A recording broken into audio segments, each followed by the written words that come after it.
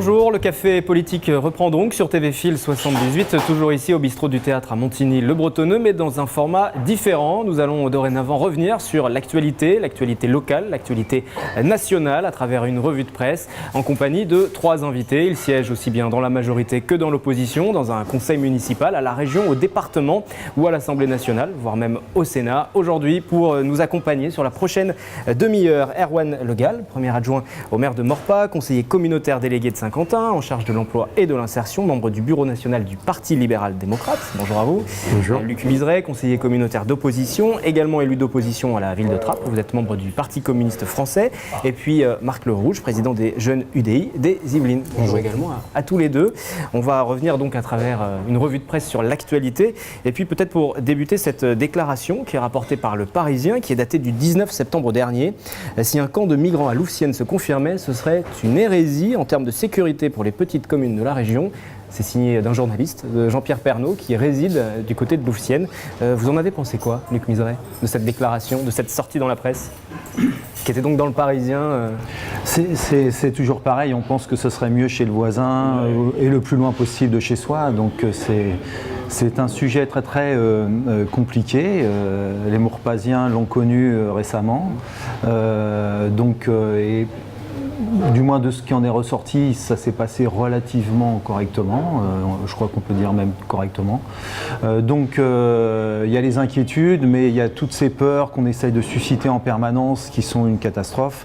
Il y a d'autres problèmes à résoudre et à gérer en France en ce moment que d'attiser les tensions. Migrants, globalement, même dans les médias. Déjà, moi je les appelle pas les migrants, je les appelle les réfugiés parce que c'est des réfugiés économiques, de la guerre, voilà. Et dans tout cela, je pense que nos gouvernants ont aussi une part de responsabilité. On se devrait de les accueillir de manière digne, comme n'importe quel être humain. Ce qui se passe dans certains endroits, comme à Calais par exemple, est proprement scandaleux pour les réfugiés avant tout, mais également pour les populations locales. Il faut noter aussi l'élan de générosité des Maurepasiens par rapport à ça, mais aussi il faut noter un certain nombre d'inquiétudes par des mails, par des messages, par des interpellations dans la rue. Voilà. Mais sur un autre point de vue, c'est la méthode qui ne va pas. L'État réquisitionne 48 heures avant un gymnase à Maurepas. Bon, il le savait, c'était prévu depuis bien longtemps. C'est une méthode qui est complètement irresponsable. Louvciennes, je comprends l'inquiétude. J'ai lu l'intervention, et j'ai vu d'ailleurs dans TV Fil hier l'intervention du maire. Elle est légitime, elle est complètement légitime. Maintenant, l'État, par rapport à ça, devrait réfléchir. J'ai eu la chance d'avoir le président du Sénat qui m'a appelé pour faire un point à date. Et il me dit, mais vous, monsieur le premier adjoint, qu'est-ce que vous en pensez par rapport à ça, dans l'état de fait du fonctionnement?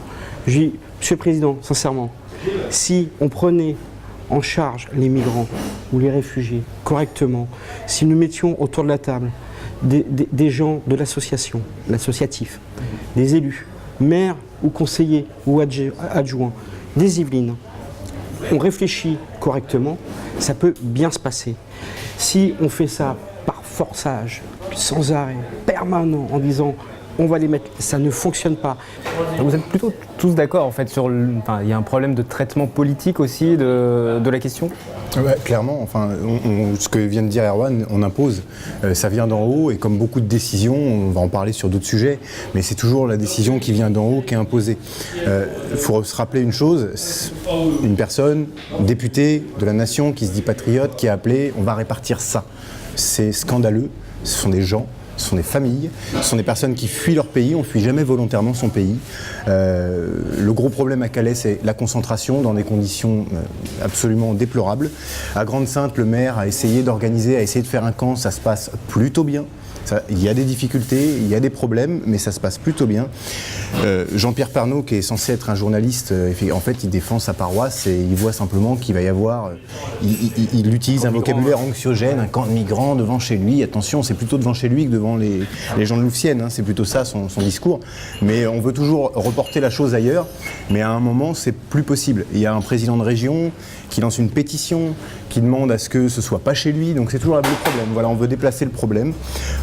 On pourra déplacer le problème autant qu'on veut. Il y a des gens qui fuient leur pays, il y a des gens qui fuient des problèmes, des guerres, et qui veulent sauver leur vie. On ne met pas un enfant de 3 ans sur un bateau pour aller recueillir 300, 400, 500 euros d'allocation, on le met pour sauver sa vie. Il faut s'organiser, il faut que l'État s'organise avec les élus locaux, avec les associations. Il faut arrêter que ça descende comme ça 48 heures avant. Mais je pense qu'il faut accueillir les migrants et 80 migrants, 90 migrants à Maurepas, ça n'a pas posé problème. Une centaine de migrants, voilà. C'est simplement une question d'organisation, mais il faut le faire. Parce que je pense qu'un jour, on aura peut-être des comptes à rendre aux générations futures. Il faudra expliquer pourquoi on a laissé les gens mourir à nos portes. Vous avez évoqué la région tout à l'heure. Justement, la présidente de la région Île-de-France, qu'on voit beaucoup en ce moment, a fait beaucoup de déclarations, beaucoup d'annonces en cette rentrée. Et il y a eu un chiffre, c'est 1 million par jour. C'est ce que représente la fraude dans les transports en commun franciliens, selon la présidente Valérie Pécresse. Elle a dévoilé un nouveau plan dorénavant de répression. Et puis, par exemple, l'usager sans billet devra justifier de son identité. Et en cas de refus, il pourra être retenu jusqu'à 4 heures dorénavant par les agents. Est-ce que ça, c'est une bonne idée ? Ça fait partie des écrans de fumée. C'est-à-dire qu'on agite quelque chose qui est un problème réel, qu'il faut résoudre, certes. Enfin, les problèmes majeurs des franciliens, c'est quand même les transports. C'est pas la fraude. Justement, alors Valérie Pécresse explique que ça permettra de récupérer l'argent qui est perdu pour mieux financer le transport. Ça, c'est la rénovation des rames. Ça, c'est peanuts par rapport aux besoins qu'il y a. La majeure partie des gens qui prennent le train savent très très bien que les problèmes récurrents sont présents pratiquement tout quotidiennement, etc., etc. On est ici à côté d'un axe. Moi, je suis élu à Trappes. Il y a des dizaines de milliers de véhicules qui passent tous les jours, il y a des dizaines, des milliers de camions qui passent tous les jours, et on a une gare de triage qui n'est plus utilisée, alors que par le ferroutage, il y aurait moyen de lutter contre la pollution atmosphérique. Donc on nous a fait tout un truc sur la COP21, très bien, tout s'est bien passé, c'était merveilleux, et en même temps M. Macron mettait des bus sur les routes pour qu'il y ait encore plus de pollution atmosphérique. C'est d'une logique incroyable. Donc les problèmes des transports, à mon avis, sont beaucoup plus... Et c'est pas avec ça qu'on va permettre de rectifier le tir. C'est un sujet, mais là encore, un écran de fumée de plus. Je me tourne vers vous, élu de droite. Alors, premier point de désaccord. Il fallait bien qu'il y en ait quelques-uns. Bien sûr. Je crois que la plus grosse fraude qui existe au niveau des transports, c'est l'état de délabrement dans lequel a laissé la gauche les transports en Île-de-France. Ça, c'est le premier hold-up, très clairement. Je crois que si on avait un service de qualité, avec un prix en corrélation avec le service, on n'en serait pas là. Voilà. Je pense que c'est une bonne mesure, très clairement. Les fraudeurs, ce n'est plus possible. C'est 330 millions. 360, quasiment 1 million par jour. Voilà, ça a été laissé 1 million par jour. Selon les chiffres de la Cour des comptes. Oui, voilà. Donc ce qui est extraordinairement lourd, il faut enrayer ça, évidemment. Mais je crois sincèrement qu'il aurait fallu prendre ce problème. Alors il y a un héritage, évidemment, mais depuis de nombreuses années, on n'a rien fait avec les transports. Rien du tout. Et quand vous avez des gens qui payent très cher leur carte orange, enfin leur passe Navigo. J'étais pas né, la carte orange s'est arrêtée. Ils attendent un service.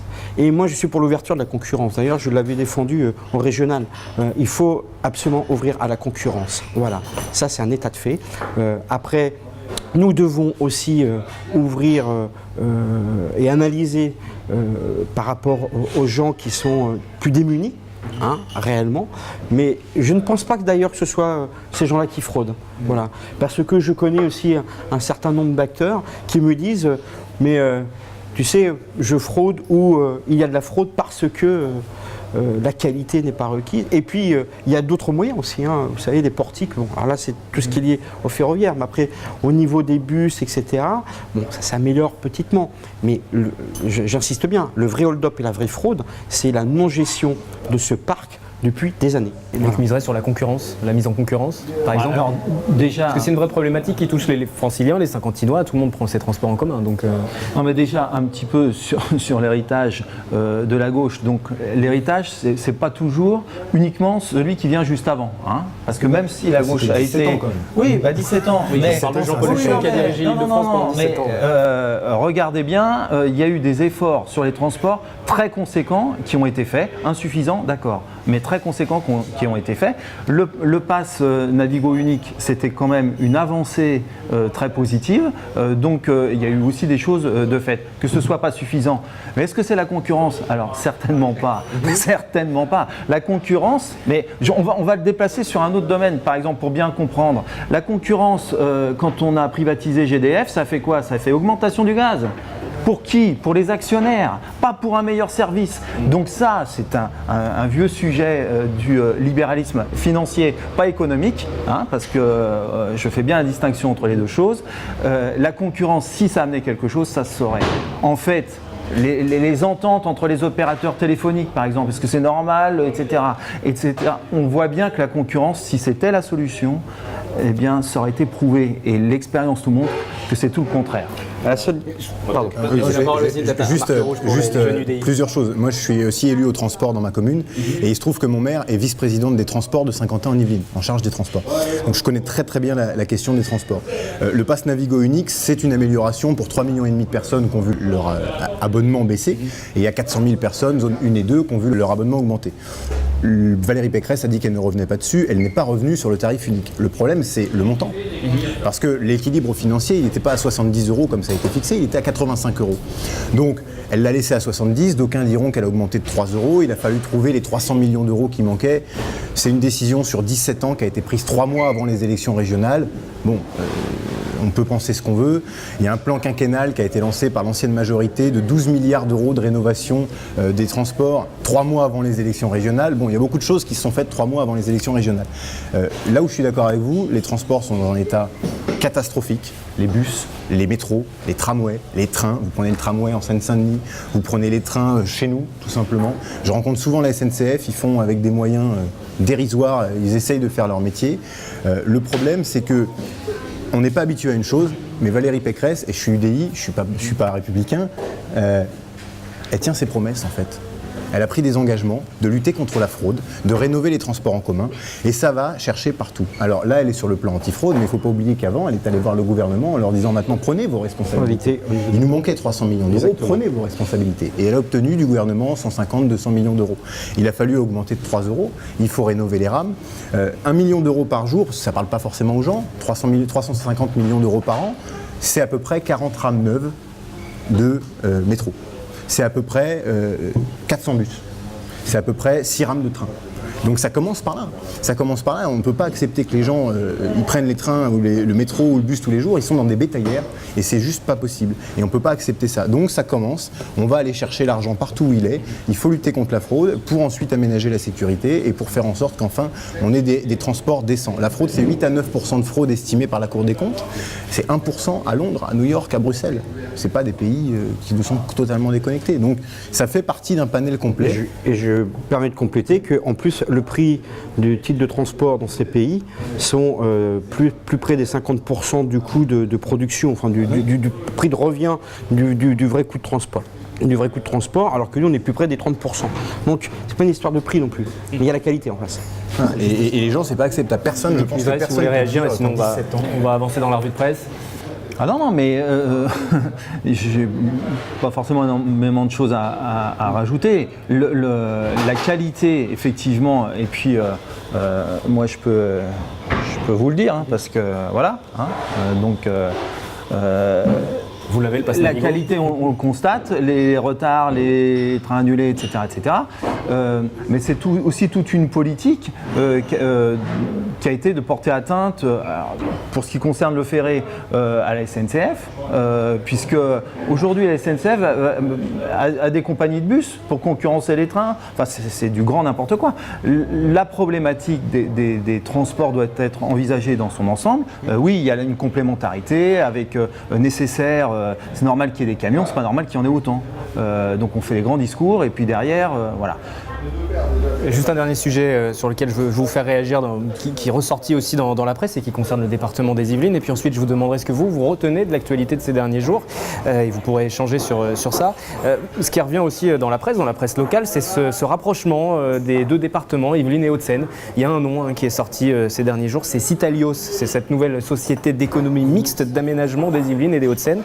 Nouvelle étape concrète du rapprochement entre les deux départements. Et là, je vais commencer avec vous, Luc Miseret, tout simplement parce qu'il n'y a plus d'élus de gauche dans cette assemblée départementale à droite, donc il n'y a plus vraiment d'opposition. Vous, en tant qu'élu de gauche, un rapprochement entre deux départements, est-ce que là, ça peut permettre de faire des économies quand on sait que dans le département des Yvelines, les différentes taxes, les Saint-Quentinois, les Yvelinois les reçoivent en ce moment, ont augmenté. La part du département a augmenté, le département a dû augmenter les impôts. Est-ce que là, on va faire des économies à terme avec un rapprochement avec les Hauts-de-Seine, par exemple? Il a dû, ça a été un choix de sa part. Faut savoir quand même que ce département est quand même un des plus riches de France et que c'est un des moins endettés de France également. Mais là, les augmentations sont justifiées par la baisse des dotations de l'État. En fait. Ça, c'est ce que dit le président du conseil départemental et puis ses élus. La baisse est réelle, elle est anormale et inqualifiable à une époque où on a besoin d'investir davantage sur tout un tas de sujets, et notamment par rapport à nos populations les plus en difficulté. Mais par contre, qu'il faille faire des économies, oui, mais on peut faire des coopérations. Est-ce qu'on a besoin de fusion? C'est un problème de riches, ça. Les Yvelines avec les Hauts-de-Seine, et puis les autres qui crèvent dans leur coin. Donc on crée des superstructures comme ça, mais la volonté, on nous dit, alors justifier faire des économies, on peut faire des économies autrement, qu'il y ait des coopérations pour faire des économies, qu'il y ait des coopérations, parce qu'effectivement, quand on habite à Sartrouville, on est aussi proche de Cormeilles en Parisis que des Hauts-de-Seine, etc. etc. Dans nos campagnes, on est proche de l'Eure-et-Loire, on est proche de l'Eure, bon, donc qu'il y ait qu'on crée des coopérations, mais ça existe déjà. Mais pas de fusion, cette fusion va servir à rien. C'est pas ça qui fera baisser la facture pour les impôts dans les prochaines années. Cette fusion, c'est une fusion dogmatique, encore une fois, entre problèmes de riches qui veulent se regrouper entre eux pour éviter la coopération avec d'autres. On a besoin de développer le vivre ensemble, ça ne répond pas du tout à cela. Alors ni au niveau des services rendus, puisqu'on est dans un département qui rend moins de services par rapport à sa richesse. C'est catastrophique. Alors vous étiez d'accord, mais là vous n'êtes plus d'accord. Je suis pas d'accord. Il y a plusieurs sujets. Déjà, l'augmentation des impôts. Les Yvelines ont vu leur baisse comme beaucoup de départements, mais encore plus parce que les Yvelines ont le triple inconvénient d'être un département qui a de très faibles frais de fonctionnement, une très faible endettement, et donc c'est un département riche. Bon, moi je rencontre tous les jours, je pense que vous en rencontrez aussi, on en rencontre tous, des gens tous les jours qui ne sont pas chez les riches, qui n'ont pas l'impression d'être des riches, et pour autant on a été sanctionné, la péréquation, la DGF qui baisse de 90%, et pendant ce temps-là, il faut trouver des ressources. Donc je pense que le budget c'est autre chose. Maintenant la fusion, je suis un peu d'accord avec vous, pourquoi fusionner? Moi, comme ça, je suis dubitatif, je ne suis pas contre, mais pourquoi faire? Dans quel but? Ce que je constate, c'est qu'on va recentrer le cœur vers l'Est, et la ruralité dans tout ça.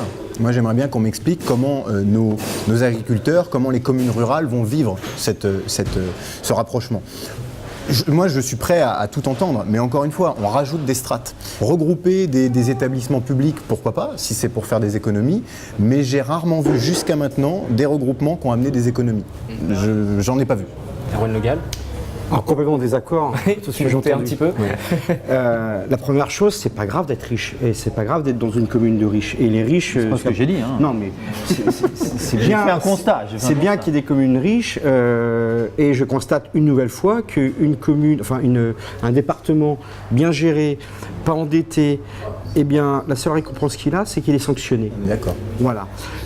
Et d'ailleurs, je fais une petite parenthèse, c'est que, bah oui, il est sanctionné sur sa bonne gestion.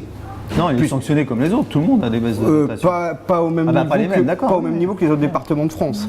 Et la deuxième chose, juste une parenthèse, c'est que le fonds de péréquation que les communes reversent d'une commune plus riche vers une commune plus pauvre, c'est qu'à un moment, à force d'appauvrir les communes plus riches, le fonds de péréquation, il va servir à quoi? Puisqu'on aura tous le même niveau. Donc là, je m'inquiète fortement quand même de ce on en est loin. Et il faut voir l'usage qui est fait de ces fonds de péréquation. Alors, en plus, comme dire, voilà. La deuxième chose, c'est que la genèse de ces rapprochements, c'est quand même le 92 qui est venu tendre la main en 78. Donc pendant la période électorale, il ne devait peut-être pas être au courant, mais en tout cas, ça c'est un autre débat. Moi, je ne sanctionne pas parce qu'on est toujours en train de décrier qu'il y a des strates qui sont en train de se créer. Là, ce n'est pas une strate supplémentaire puisqu'il y en a 4 qui disparaissent. Donc, c'est une fusion qui a du sens au niveau de la société d'économie mixte, je parle. Ça donne du poids aussi, ça donne un certain confort d'analyse sur le territoire par rapport, enfin sur tous les territoires, sur les constructions, pardon. Je pense qu'il faut laisser faire. Les élus ont un droit de regard, évidemment, mais on est toujours en train de décrier. Et là, il se passe quelque chose, analysons, regardons, c'est une bonne chose, c'est un premier pas. Moi, j'aurais aimé que derrière, il y ait un plan d'action beaucoup plus fort. On ne sait pas ce qui va se passer. Pour voir ce qui va se passer, avec évidemment que tous les acteurs économiques, élus, associatifs, sont un peu mis au courant. Voilà. Quel que soit le sujet, le constat est le même, c'est que les élus locaux, en tout cas à tous les échelons, on n'est pas assez consultés et qu'on impose beaucoup de choses. Mais là, le problème, c'est que c'est les élus locaux, c'est déjà des élus locaux qui l'ont fait, puisque c'est 2 départements. Il n'y a pas eu assez de concertation et présentation. Les élus du département ont dit go, voilà. Je reviens juste un point sur la ruralité. La ruralité, je rappelle comme dans les Yvelines, qu'il y a eu un certain nombre de choses de mise en place. Et d'ailleurs, cette semaine ou la semaine dernière, il y a eu un colloque avec les maires. Il y a un plan qui a été lancé effectivement par le département. Ils sont pas. Moi, je pense qu'il y a des bonnes choses qui sont faites sur le département. Il y a des choses depuis la loi NOTRe et en tout cas de leur propre structure régalienne, des choses à faire. Ne pas oublier de bien fibrer l'ensemble du département. Et là, je me rejoins. La ruralité, ne l'oublions pas. C'est pas parce qu'on est agriculteur qu'on n'a pas le droit d'avoir du haut débit. C'est souvent le grand oublié depuis très longtemps. On est bien d'accord. Il y a des plans au niveau des PMI, etc. Bon, c'est un choix. Moi, je pense qu'il faut faire une vraie analyse. Il ne faut pas décrier sans arrêt en disant ils ont fermé une PMI, etc. sur le département. Je pense qu'il y a une analyse globale qui est faite. Il faut regarder sur un spectre beaucoup plus large. Voilà. On va s'arrêter là, juste ce que vous retenez vous de l'actualité locale ou nationale. Au niveau national, on parle beaucoup de la primaire par exemple. Est-ce que ça c'est un sujet qui vous a intéressé ces derniers jours? Nous ça nous intéresse beaucoup. Il y a une fascination en France pour un homme ou une femme providentielle. On cherche le ou la personne qui va régler tous les problèmes. Pour l'instant il n'y en a pas, si on regarde les sondages. Alors pour l'instant il n'y en a pas. Et puis surtout le problème de la primaire, c'est que c'est un petit peu la course. C'est la course à aller balancer le truc qui va rameuter les abstentionnistes. Alors on ne vise pas trop les abstentionnistes, ça je pense que ça se fera plutôt avec les candidats de chaque parti une fois qu'ils seront désignés. Et puis on a vu, enfin moi ce que je retiens, et c'est dans le cadre de la primaire, on a un ancien président de la République qui s'appelait en 2007 « Moi, petit français de s'en mêler » et qui vient expliquer aux gens, déjà réécrire l'histoire en expliquant qu'à partir du moment où on devient français, nos ancêtres deviennent gaulois, mot pour mot. On revient sur l'une des polémiques des derniers jours. Non mais c'est assez terrible parce que ça montre ce que devient notre pays. On ne s'occupe plus des problèmes. On a 6,5 millions de chômeurs, on a 8,5 millions de pauvres, on a 200 000 élèves qui sortent chaque année du système scolaire sans formation, sans qualification, sans diplôme. On a un paysan qui se suicide tous les 2 jours et on vient nous parler de ce que doit être l'histoire, on vient nous parler de l'identité, de ci, de ça. Et les gens veulent qu'on règle leurs problèmes. Donc cette course qui est en train de se faire entre 2, 3, 4, 5 égaux. Mais on regarde ça. C'est la course à la déclaration, quoi, la petite phrase. Oui, la petite phrase. Luc Miseret, dans l'actualité, ce que vous retenez, que ce soit local ou national, mais local aussi. Oui, moi je voudrais alerter quand même sur le danger du Front National. Front National qui dit sans arrêt, on a tout essayé, donc maintenant il faut nous essayer nous. Non mais eux, on les a essayés déjà, eux. Ils ont été au gouvernement. À la solde des nazis pendant la Deuxième Guerre mondiale, c'était eux. Il y avait des milices qui existaient, c'était des milices d'extrême droite. Donc il faut rafraîchir la mémoire. Moi, je n'ai pas un élu Front National, je leur ai laissé vous répondre. Et c'est votre responsabilité, aussi à vous, les médias, de rappeler qui sont ces gens-là. La dernière affiche qui nous sort, la France apaisée avec l'extrême droite. Le Front National, Marine Le Pen, pour le coup, va vous dire que ne sont plus l'extrême droite, que ce n'est pas la même formation politique dont vous parlez aussi. Ça, c'est un discours, voilà. Mais la réalité, c'est que l'extrême droite reste l'extrême droite. Quand elle va s'acoquiner avec l'extrême droite autrichienne, oui. Elle est bien avec l'extrême droite autrichienne, etc., etc. Donc ça, il faut, un, rappeler ces choses-là, et deux, rappeler aussi que, en termes économiques, parce que les problèmes que vous soulevez, leur solution, elle est économique. Et c'est là où je m'oppose au libéral financier, mais oui, il faut développer l'économie. Le libéral financier gangrène le développement économique. Ça dit, le Front National n'est pas libéral. Hein. Ça sort. Non, le Front National n'est pas libéral, mais le Front National se déclare national capitaliste. On a besoin de paix et de sensibiliser les gens sur la tolérance et sur le vivre ensemble. Erwan Le Gall, forcément vous allez vouloir réagir puisqu'il était question de libéralisme, mais aussi nous dire ce que vous retenez de l'actualité. Moi, l'actualité, j'ai plein de choses à retenir. Deux, trois choses. Évidemment, les primaires, mais on parle des primaires de droite, il y a les primaires de gauche. J'ai hâte de voir aussi, parce qu'à mon avis, ça va être bien croustillant. Je rejoins Marc Le Rouge sur un point, c'est que arrêtons avec les petites phrases et la récupération systématique. Je crois que pour moi, il y a vraiment. Donc je vais répondre à Luc Muser en même temps. Deux candidats, Fillon qui a un programme assez ficelé et Mariton, voilà. Mais oui, non mais bon voilà. Après, il n'a pas été Premier ministre, M. Fillon, c'est dommage.